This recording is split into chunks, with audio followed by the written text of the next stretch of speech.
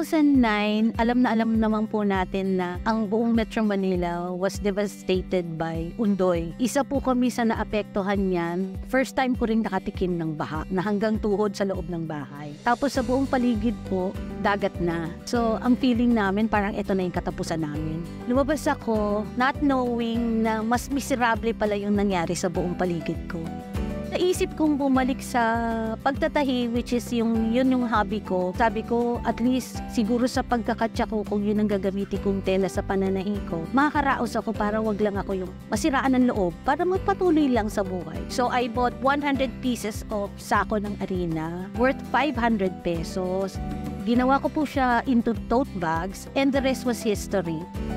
Right now po, meron na tayong iba-ibang klase ng produkto na hinihingi ng mga customers. At kung wala man akong available, they can ask me to do it for them.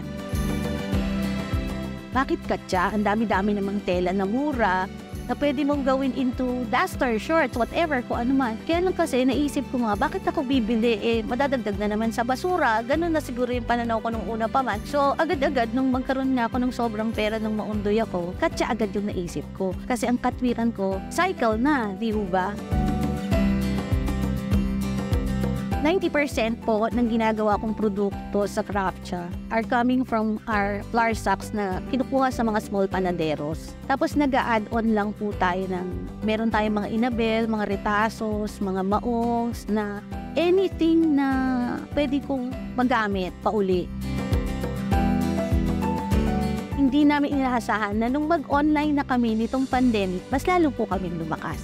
Lumaki at nakilala kami ng maayos kasi nga marami na po ang sumunod sa yapak natin at naniniwala dun sa pinaglalaban ko advokasya na kung hanggat maaari, zero waste po.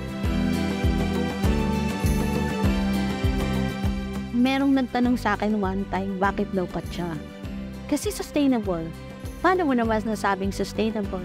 Siya na rin na sumagot kasi for as long as kumakain ng pandesal ang Filipino, hindi mawawala si Craftcha.